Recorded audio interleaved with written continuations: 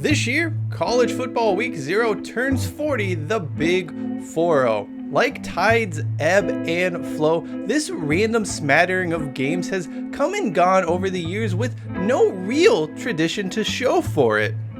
Basically, some schools play, some people watch, and everyone moves on to September. How did we get here? Why is this not week a thing? Well, today on the Touchback, we're going to explore the history of college football week 0.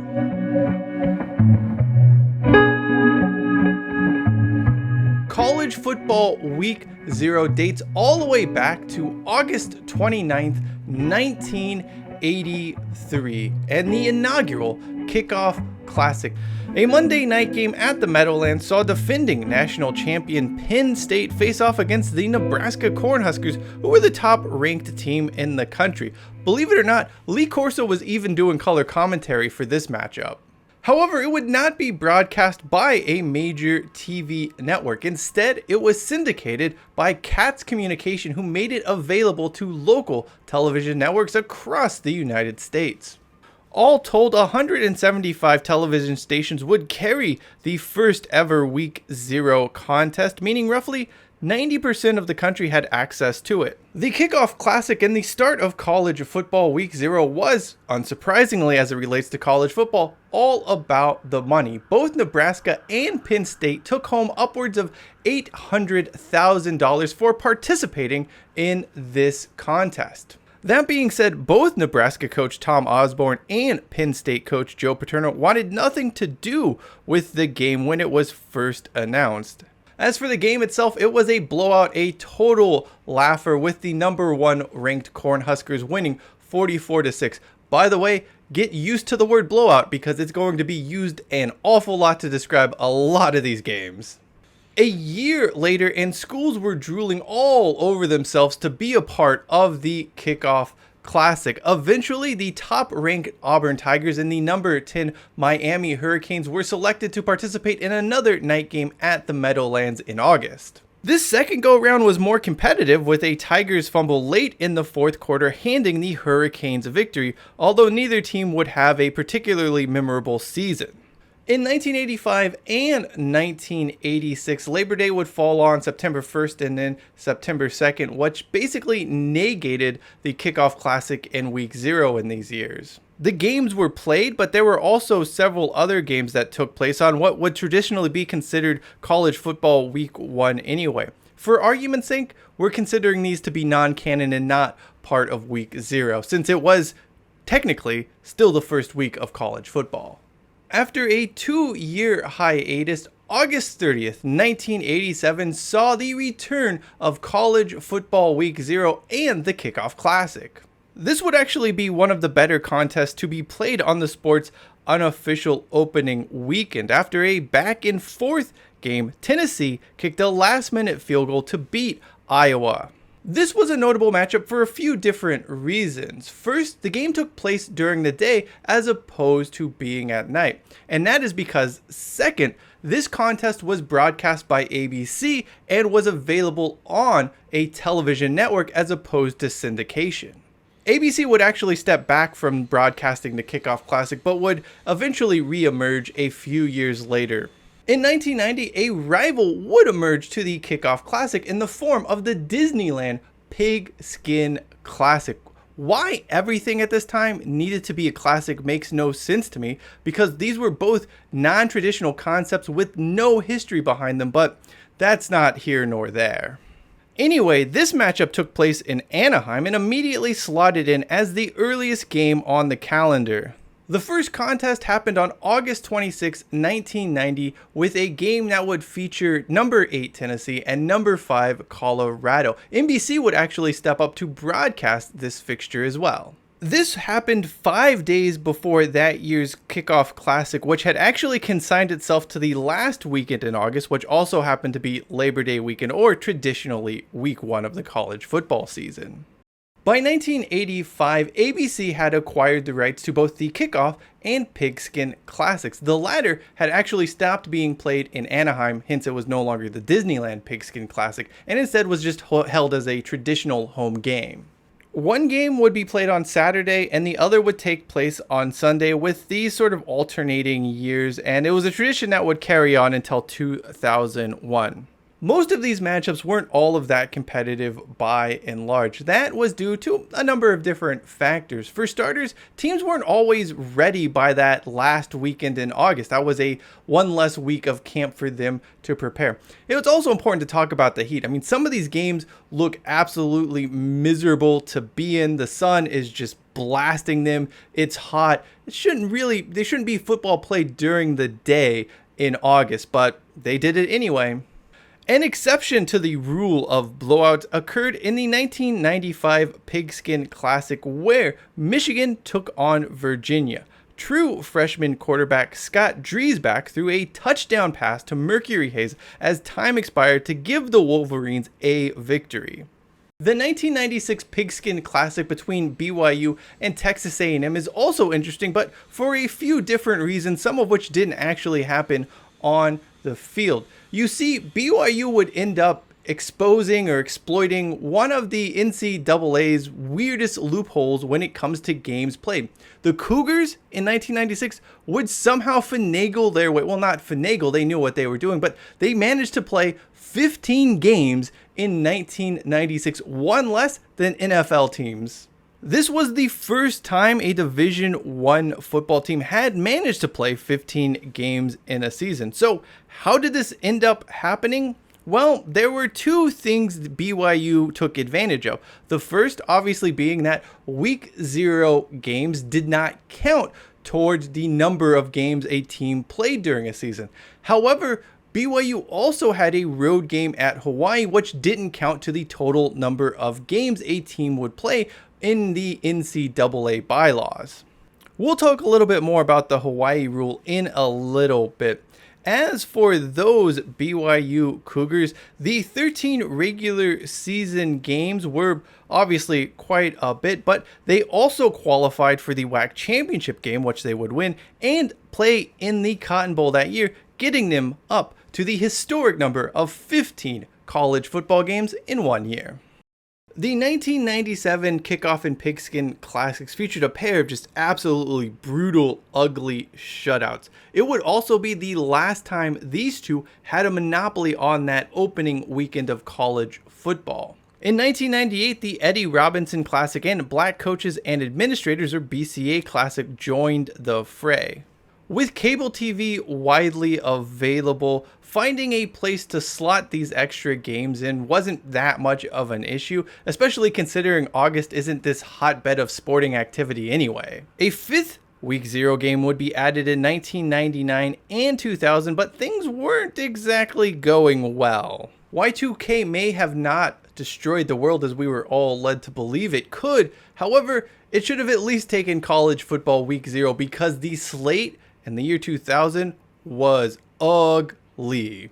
Here are the scores of the losing teams that played during Week 0 in the year 2000. 3, 7, 3, 10, 5.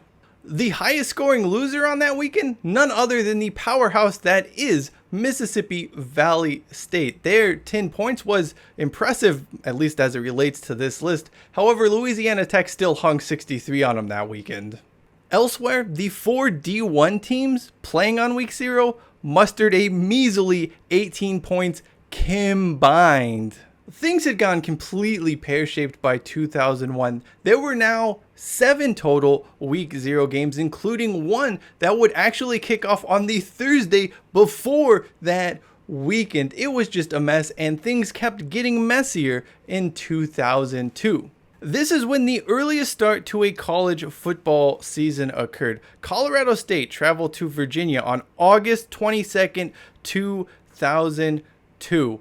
What makes this unique is that it was one of those games played on a Thursday, meaning it was the earliest ever kickoff to a college football season in history.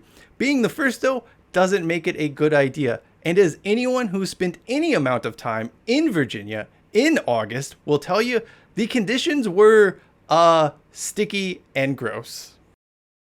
On an evening described by the Cavaliers' official website as miserably muggy, Virginia lost with Matt Schaub throwing a costly interception. What a shock, eh?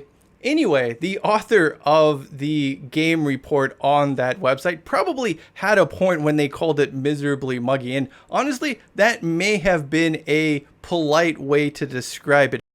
It looks absolutely gross and probably should never ever happen again. Not even probably. There is no reason to be playing college football on August 22nd.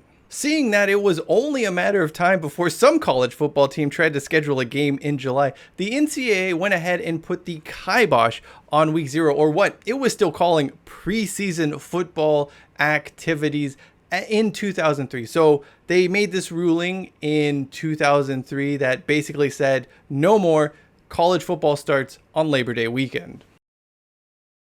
Let's circle back to the week 0 thing, because what we know as week 0 today wasn't actually called that back then. The NCAA, as I mentioned, they termed this as like preseason or something. They used the word preseason games or preseason activities, but that description is really poor. I mean, you're saying it's preseason, but the games still count to the standings. I mean, what are we doing here?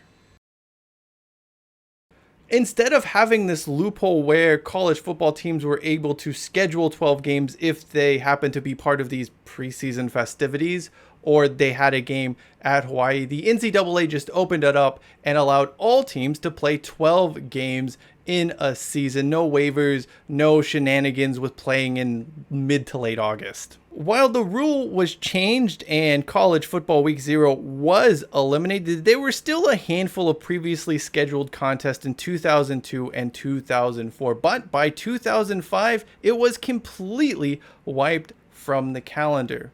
From this point until an indeterminate point in the future, which we'll obviously get to shortly, there were no games before Labor Day weekend when it came to college football. Well, that's not entirely true, because eventually some teams moved to that Friday before Labor Day weekend, and then they moved to that Thursday before Labor Day weekend. But yeah, college football teams, college football university ADs, presidents, whatever, they always kind of want to niggle and push the envelope if they can, which is why you got Thursday and Friday kickoffs.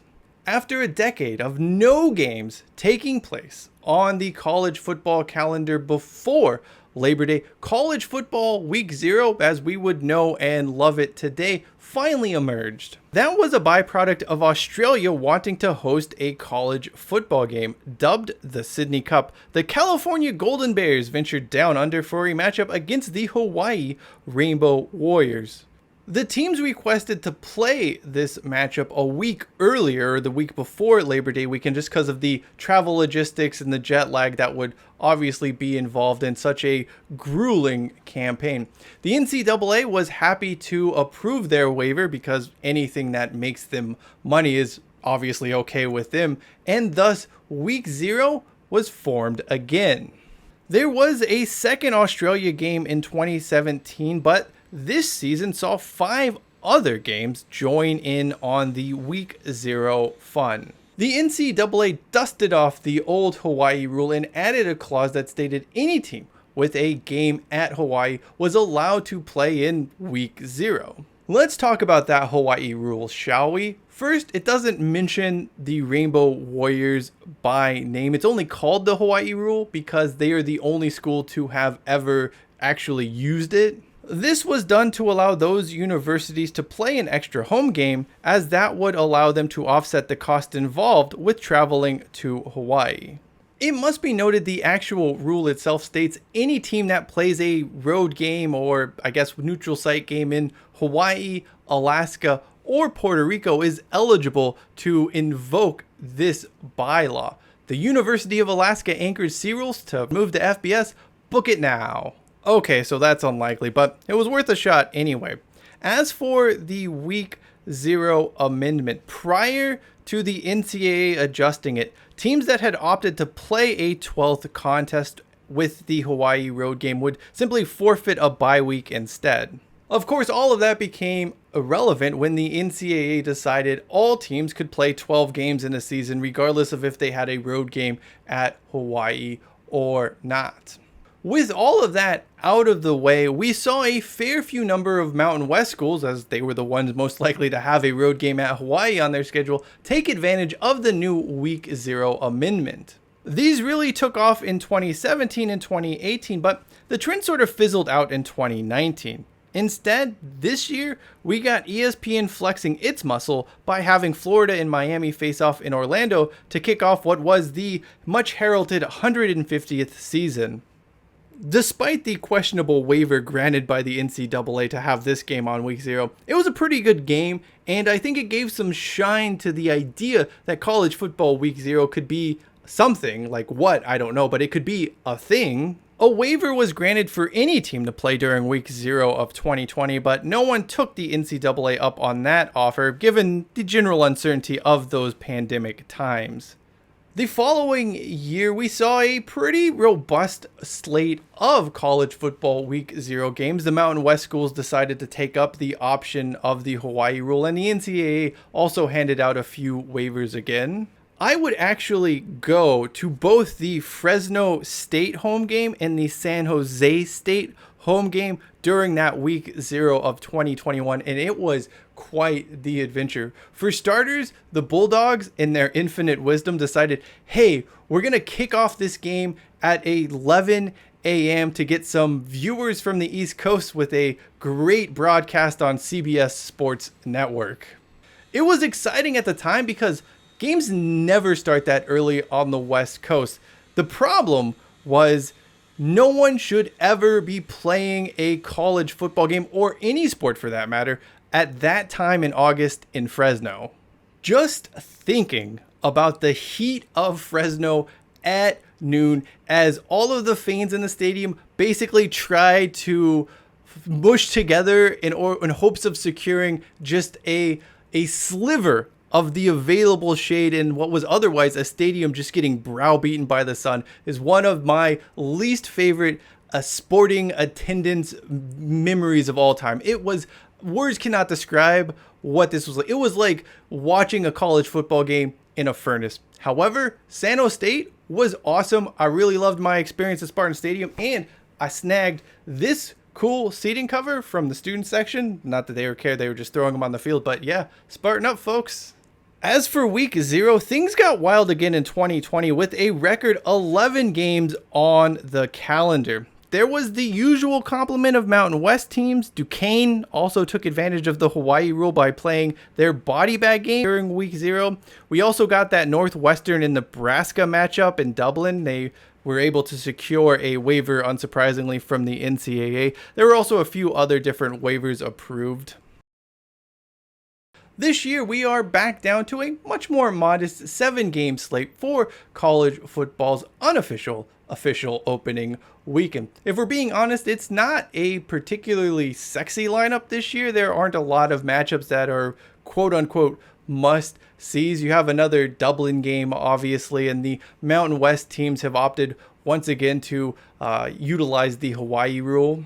Barring some crazy result, no one will remember these games even took place in August when we reflect back on the 2023 college football season. And that kind of sums up the history of college football Week 0 in a nutshell. It happens, it's kind of interesting. Ultimately though, doesn't really matter. That's also what makes it enjoyable for me. You can just watch college football without drowning in hype or people melting down on the Paul Feinbaum show. This is a refreshing change of pace in the otherwise seedy and scandalous world that college football has become. So yeah, college football Week 0, it's not the greatest, but hey, it's not bad for what it is. That does it for me. I am Cheyenne Hollis.